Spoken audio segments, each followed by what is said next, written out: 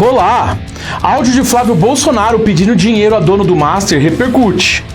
Governo e Câmara fecham um acordo pelo fim da escala 6x1. E a comissão na Alerj declara Fábio Porchat persona não grata no estado do Rio de Janeiro. Essas, outras notícias e os meus comentários você acompanha agora no Fato Brasil.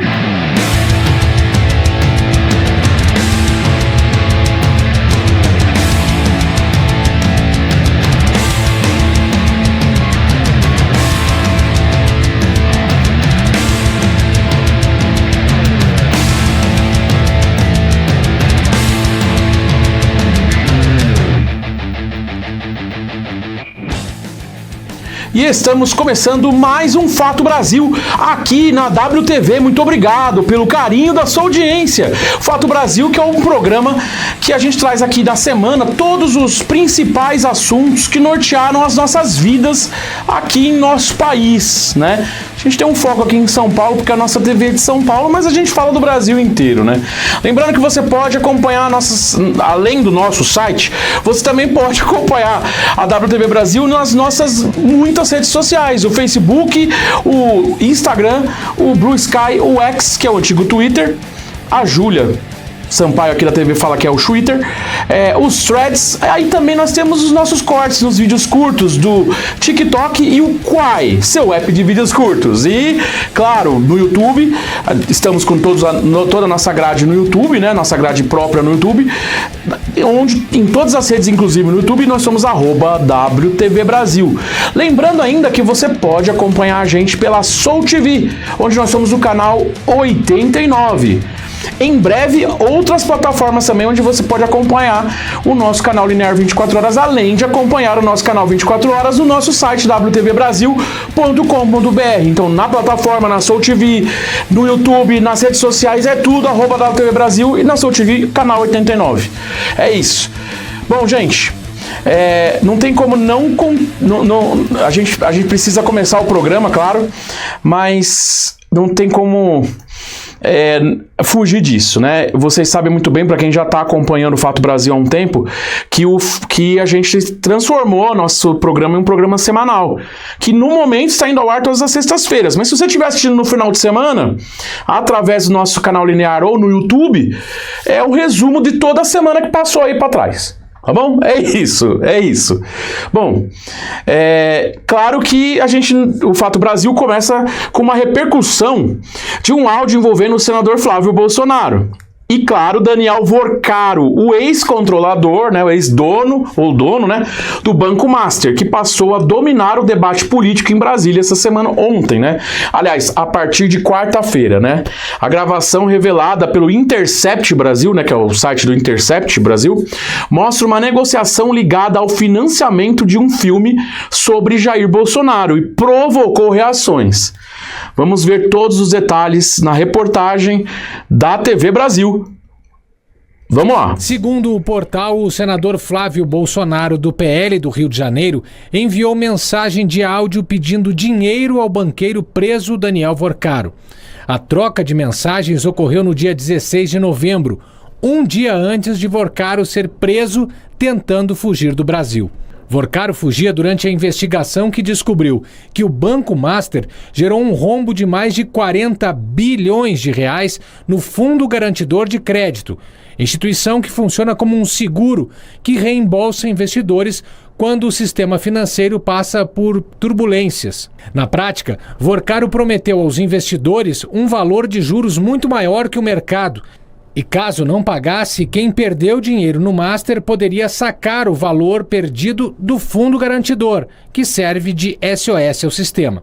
Enquanto o Master era o centro da maior fraude financeira já registrada no Brasil, o banqueiro distribuía dinheiro entre personalidades políticas influentes no contexto em Brasília. Na conversa que você vai assistir agora, o senador Flávio Bolsonaro, constrangido, pede dinheiro a Vorcaro para pagar a produção de um filme biográfico do pai, Jair Bolsonaro, intitulado Dark Horse. A conversa está veiculada aqui, na íntegra, como no portal Intercept. Irmão, preferi te mandar o áudio aqui para você ouvir com calma. Bom, aqui a gente está passando por um dos momentos mais difíceis da nossa vida, né? Não sei como é que vai ser daqui para frente. como é que isso tudo vai acabar, mas tá na mão de Deus aí. E você também, eu sei que você tá passando por um momento dificílimo aí também, essa confusão toda, né? Você sem saber exatamente como é que vai caminhar isso tudo.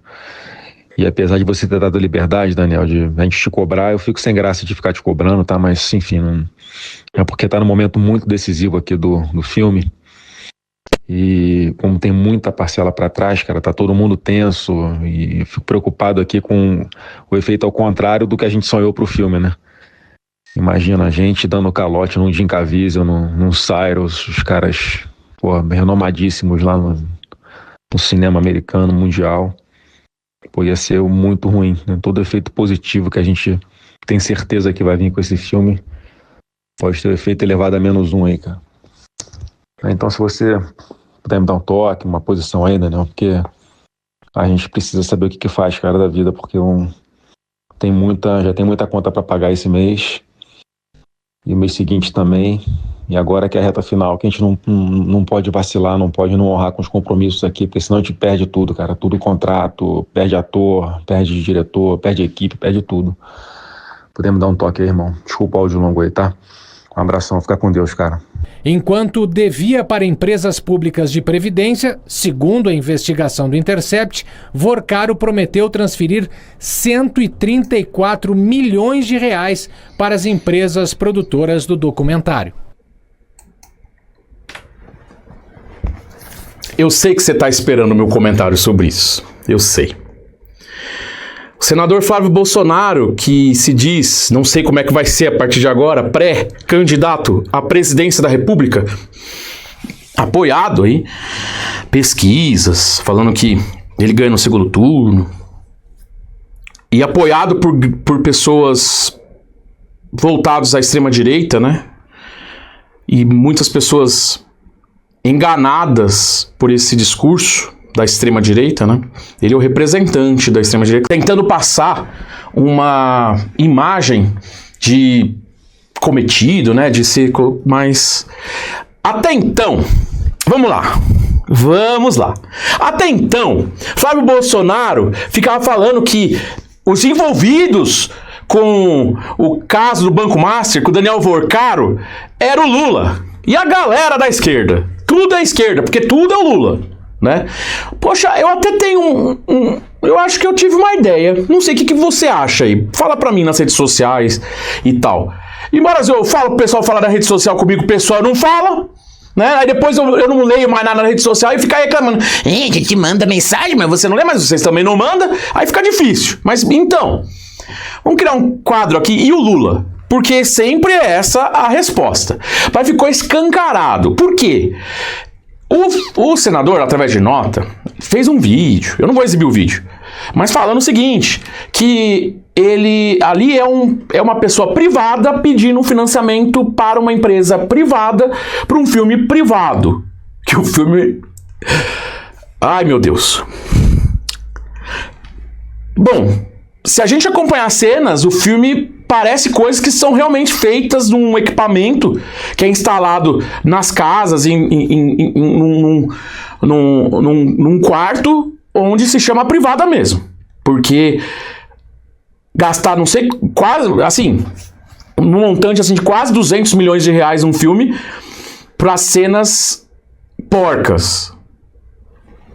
Mas não é esse o caso. O caso todo é que não é só uma pessoa pedindo dinheiro para um banco. É um senador da República que representa o estado do Rio de Janeiro. Da extrema-direita, não sei o que lá, mas ele representa, né? Pago pelo dinheiro público, pedindo dinheiro a um cara que está até o pescoço da maior fraude financeira que se tem história, que se tem conhecimento no Brasil. Aí pasmem, Flávio Bolsonaro chegou a falar que não, eu chamo ele de irmão porque é o jeito que o carioca fala. Ficou muito escancarado. O pior cego é aquele que não vê. Se o Lula tivesse envolvido e tivesse provas documentais, como tem agora com o Flávio, Eu era o primeiro aqui a rasgar o verbo com Lula e toda a esquerda. E é por isso que todos me odeiam. Porque eu não passo pano para ninguém. Só que não tem como uma pessoa chegar para mim depois desse escancaramento das relações de Flávio Bolsonaro e muitos outros nomes da extrema-direita que estão juntos, ligados ao caso do Banco Master. Que eu me atrevo a dizer que deixou por um fio o sistema financeiro brasileiro. Se fosse o Lula pedindo dinheiro para fazer o agente secreto, nossa, iam pedir o impeachment do Lula no mesmo dia. Bom, ao que tudo indica, a candidatura de Flávio Bolsonaro foi para os picuá. Porque com essa prova desse envolvimento, ele pode ser iniciado. Vários deputados pedindo a cassação dele, né? Ou seja, até terça-feira, ele falava que não conhecia o Vorcaro. E agora, é irmão, pô! Não, mas ele estava ajudando a fazer o filme. E que filme caro é esse, hein? E detalhe, o dinheiro do Banco Master que foi repassado para fazer o filme é dinheiro que foi lavado das previdências de diversos, de milhares de servidores em prefeituras por todo o Brasil. Todos de prefeitos ligados ao bolsonarismo. A prova tá aí.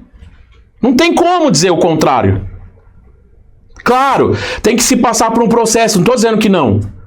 Mas você que me assiste e que ainda acha que a extrema-direita é a opção, não estou defendendo a esquerda não, mas se você acha que o extremismo, principalmente o extremismo, nesse caso a direita, é a opção para você votar, pensa bem. Sabe por quê? Quem vota... Porque se a gente colocar essa quadrilha no poder, que é o que está aparecendo, né? Todos envolvidos. Não vi o Lula envolvido, não. Se eu visse, eu falava. Imagina o que eles farão. Lembrando que o escândalo do Banco Master foi todo... Começou tudo, esse esquema com o Banco Master, na gestão do presidente Bolsonaro. Ai, Vitor, mas você é de esquerda, então, você está defendendo a esquerda. Tá bom. Falaram tanto que eu sou de esquerda que eu decidi ser. Na verdade, não decidi, né? Sempre falei aqui que a minha posição é centro-esquerda. Mas quanto mais eu conheço a direita, mais eu vou pra esquerda. Essa é que é a verdade. Você gostando ou não. Ah, mas a sua audiência vai baixar. Você tem certeza? A minha audiência anda boa. Ah, mas não tem milhares de views. Não tem porque o YouTube não entrega. Se eu pagar, ele vai entregar. Esse que é o ponto. Mas eu tenho certeza que eu tenho uma audiência fiel e pessoas, inclusive, que são de direita, que respeitam as minhas opiniões. Porque eu não estou aqui falando besteira. Tudo que eu falo aqui é embasado em fatos. O nome do programa é Fato Brasil por isso. E se eu chegar aqui e falar alguma coisa que é uma inverdade, eu serei o primeiro a vir aqui me retratar. E se for uma inverdade, uma mentira, uma fake news... Eu sou o primeiro a não fazer nunca mais isso aqui. Porque o jornalismo é algo sério, embora tenha pessoas que acham que não. Vamos continuar aí que a gente tem notícias que são importantes, que foram importantes essa semana. Bom, o Fato Brasil segue, né, com um acordo que pode mudar a rotina de milhões de trabalhadores no país.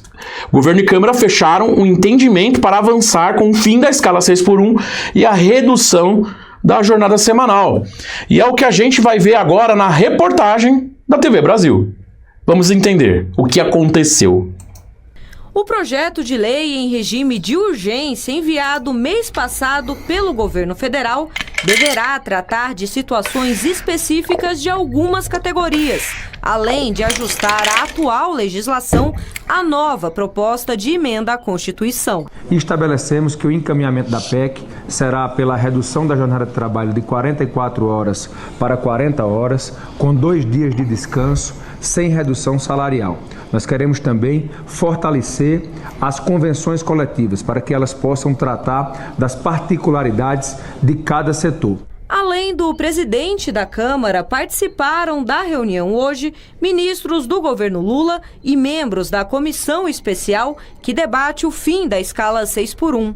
O grupo de trabalho se comprometeu a votar o parecer em 27 de maio, com o tema seguindo para o plenário no dia seguinte. Se aprovado na Câmara, o texto vai para o Senado. Foi uma reunião que produziu a possibilidade de um amplo entendimento, presidente Hugo e ministro Marinho, com os membros da comissão, e importante dialogar com as centrais, porque veja bem, nós já construímos o consenso dos termos principais da PEC.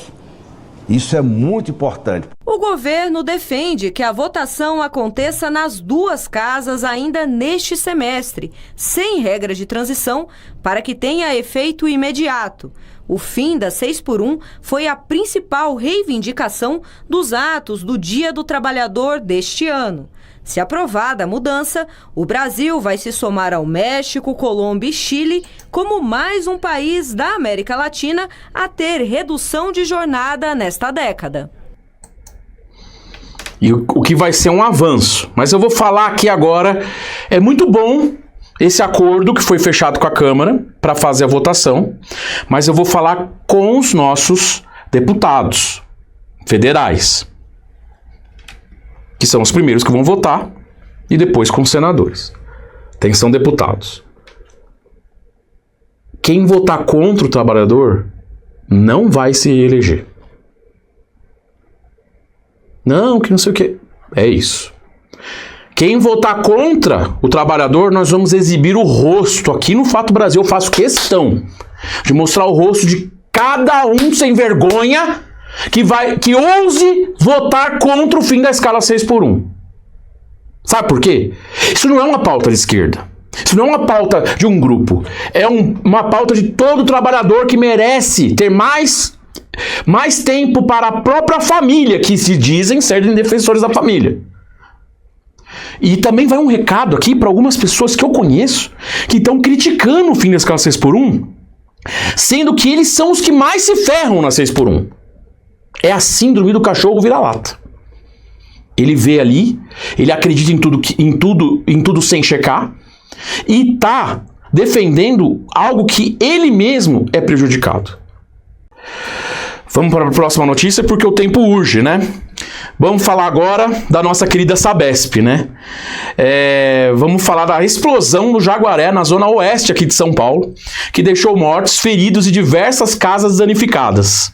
O caso aconteceu durante uma obra ligada à Sabesp e já levanta questionamentos sobre segurança, responsabilidade e as consequências da privatização.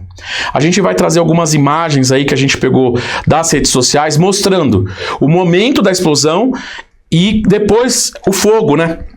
O incêndio e as casas destruídas que foram gravadas por pessoas que moram num prédio ali do lado. Roda aí. Ó, você tá vendo aí, ó. Esse é o momento da explosão. É incrível. Vai passar de novo mais perto agora, ó. Olha só. Olha isso, gente. Isso foi aqui em São Paulo. Isso não é cena de guerra, não. Numa obra que a Sabesp estava fazendo ali. Deve ter pegado um cano de gás. Aí, isso é depois. Olha o que aconteceu. E você vê a destruição toda ali. Deu pra ver, né? É incrível. É claro que eu vou dar a minha opinião sobre isso. Isso mostra... Assim, estão se apurando responsabilidades. Mas desde que a Sabesp foi totalmente privatizada, porque ela era meia privatizada, agora ela está totalmente. O governo tem pouquíssimas ações. O controle está na mão da iniciativa privada. A gente percebe que a gente começou a ter problemas imensos. Conta de água alta, água suja, entre outras coisas, e ainda tiram a pressão, ou seja, na prática, deixam a gente sem água de madrugada. Se não bastasse isso, essa obra mostrando o quê? Porque o que o serviço privado faz? Ele quer o lucro. Então, ele vai trocar profissionais que são mais capacitados por terceirizados. E é o que acontece ali na Sabesp. Ou, quando não é terceirizado, por profissionais não tão experientes. E os mais experientes ele manda embora para poder pagar menos para novos que vão entrar.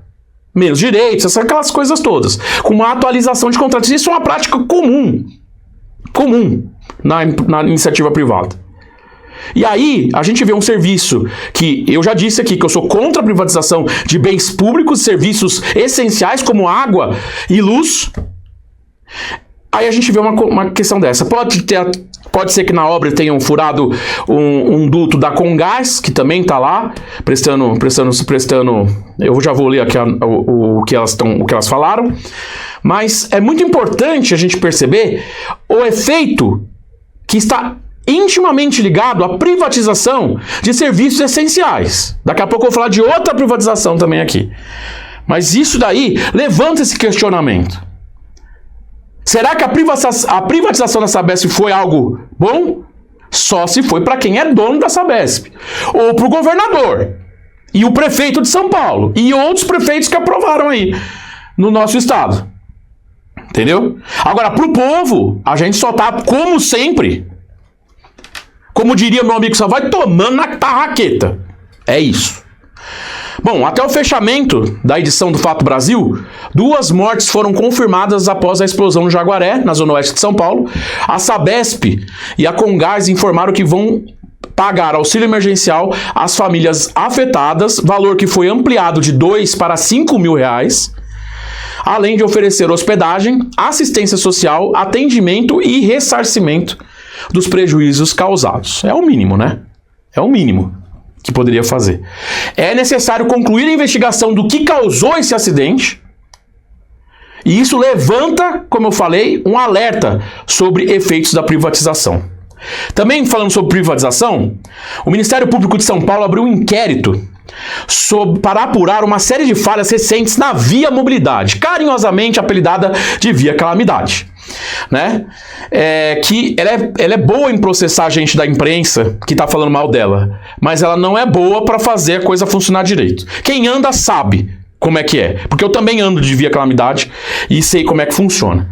Depois da morte de um funcionário eletrocutado durante uma manutenção e de um trem circular com portas abertas, que foram 2 casos que somaram aos vários que acontecem desde que as linhas 8 e 9, que eram da CPTM, foram repassadas para a iniciativa privada com concessão, PPP, para a Via Mobilidade, que é do antigo grupo CCR, que agora é um grupo Motiva. A concessionária afirmou que no caso do trabalhador, a investigação interna apontou um erro de procedimento, ou seja, colocou a culpa foi dele, foi do procedimento que foi errado. Sem falha em equipamento de segurança e na infraestrutura da via. Claro, ela vai tentar tirar o dela fora, claro. Eu não estou dizendo que ela é culpada, que ela não é, porque isso quem vai dizer é quem está investigando. O que eu estou dizendo é que desde que foi privatizada, as linhas 8 e 9 voltaram a ter a qualidade que elas tinham quando era FEPASA, quando eram os trens Toshiba, antes de comprar os trens franceses de 12 carros. O pessoal tá lembrando dessa época. Trens novos que pifam, uma pouca vergonha. É só você dar uma zapeada aí pelo Instagram que você vai ver vários vídeos todos os dias de falhas na Via Mobilidade. E que acontecem desde quando privatizou. Culpavam a CPTM, aí agora já são 4 anos de concessão? Praticamente, quase 4 anos. Agora, aí vão culpar gente que rouba cabo e tal, e tem mesmo. Só que tudo nunca é culpa da competência da Via Mobilidade. É sempre culpa de um terceiro. Eu não estou dizendo que pessoas não roubam fios, ou porque existem imagens de pessoas aí roubando fios nas linhas. Só que a obrigação dela é ter segurança para evitar isso também. Porque quando era CPTM não acontecia essas coisas com essa constância? Então, mais uma vez eu digo aqui que provavelmente, e nós já estamos chegando no fim do programa, provavelmente privatização não é solução para melhorar as coisas. É isso que nós estamos vendo com as ondas de privatizações aí em São Paulo, no Rio, que agora está num processo de transição da Supervia para uma nova concessionária, num modelo fracassado de concessão. É isso.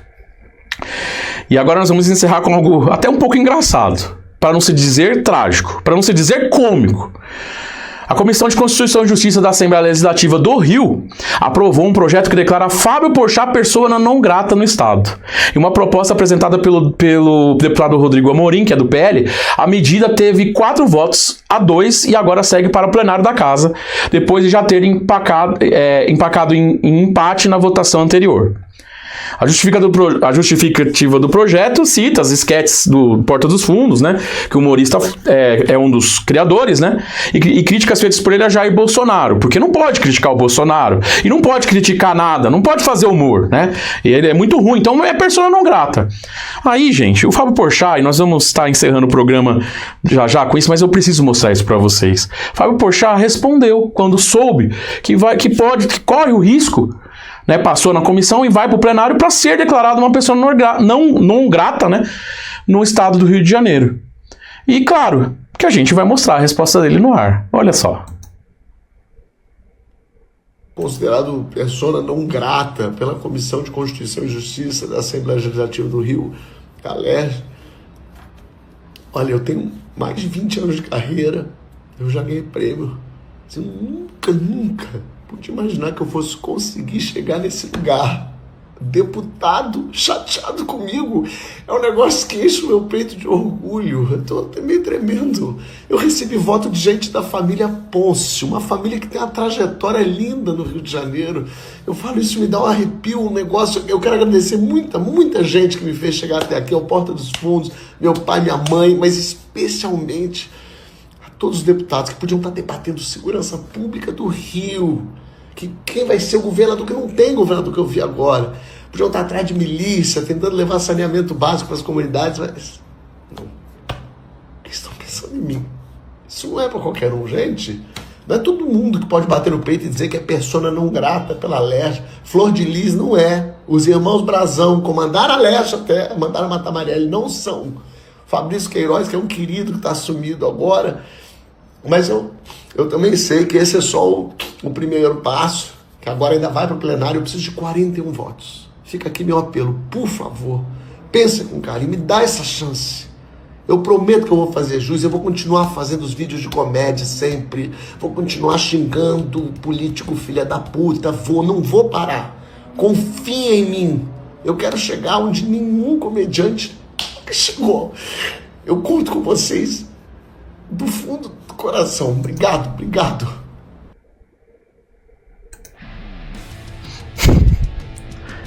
Não tem o que dizer. As palavras dele dizem tudo.